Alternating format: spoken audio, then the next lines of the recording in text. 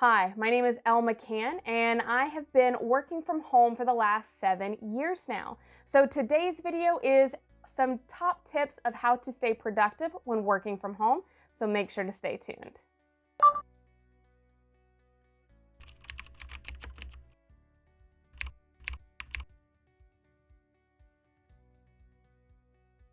So depending on your job and all of the recent events and world news going on with the virus, you may have been asked to work from home. Now, not everyone's able to work from home. However, if you have a job that lets you do so, you may find that as you start working from home that you run into certain problems. So I wanted to create this video that goes over my top 5 tips of how to still be productive when working from home. Now, just a quick disclaimer here that I don't have kids. I have 3 dogs, but they don't require the constant attention that a lot of kids need. So I can't speak from that point of view. However, if you use some of the tactics and tips that I have included in this video, hopefully you can find a balance between working from home and also your family obligations as well. Okay, so let's go ahead and get started with my first tip, which is to set a schedule. Now, I tried setting a schedule many different ways over the last 7 years of me working from home, and I tried a very rigid schedule of having a specific wake-up time, and then every hour on the hour I was doing some kind of specific plan, and I found that it didn't really work. Things could easily derail themselves, and it wasn't really what helped me. What helped me, though, was setting a schedule of from 8 a.m. to 5 p.m. I was at my desk. I took a break for lunch from 12 to 1, and I could watch something then in terms of YouTube or Netflix. But until then, and until after 5 p.m., I didn't actually get to watch those things. You can really fall into a trap throughout the day working from home of seeing so many things that needed to be done around the house, whether it's cleaning the dishes or doing laundry or just wanting to take a little bit extra of a break and watch a show on Netflix. However, all these things can really start to add up, and at the end of the day, you can say, wow, what have I accomplished? And that's something that really helps with setting a schedule. So if you have a specific start time and end time, which is really important to set boundaries, then you're a lot more likely to say, okay, in your mind, these are the times that I work. Whenever it is after these hours, then I can do more fun things like actually watching something on Netflix and also scheduling in time for personal development like gym and other activities that you have around the house like cleaning.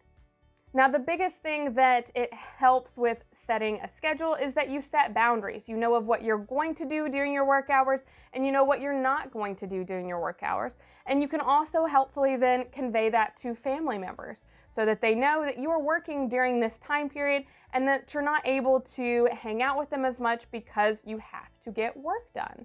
It also just kind of puts you in that mindset where you know that it's time to work and that you're not going to just endlessly keep scrolling on Instagram, which totally can happen. My second tip is to put on real people clothes.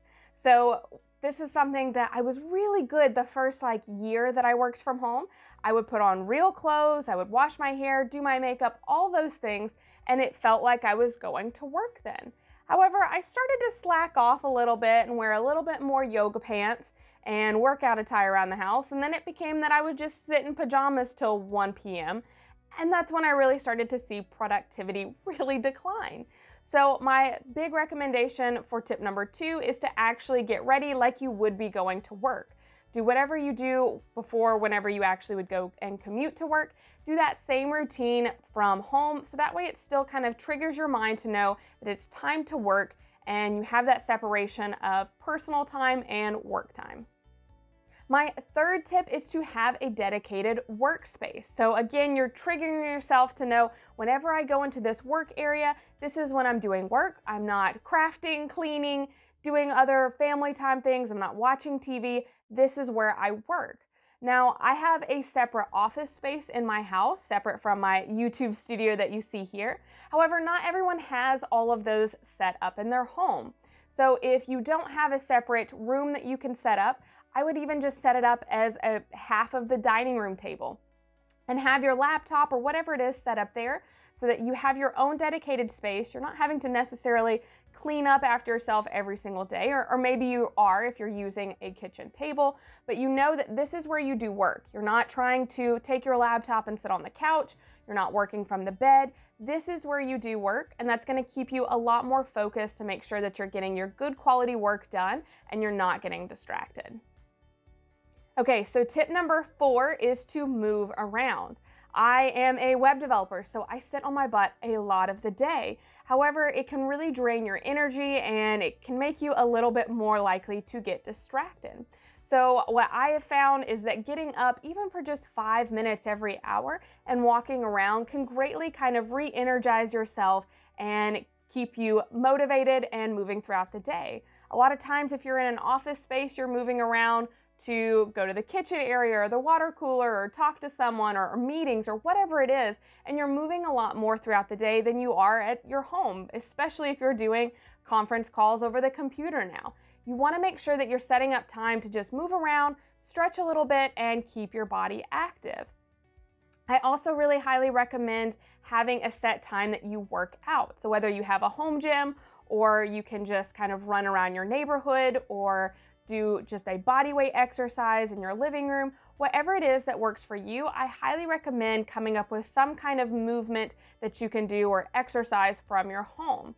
This is great to do, and I personally do it after my workday ends. So I end work at 5, and then from about 5:15 to 6 is when I go to work out and do whatever exercise I'm going to do for the day. And it's nice because then it's that kind of distancing trigger. So I know, okay, it's time to go to the gym. I'm done with my work for the day. And after I get out from the gym, I know that the rest of the evening is mine to do whatever I choose to do with.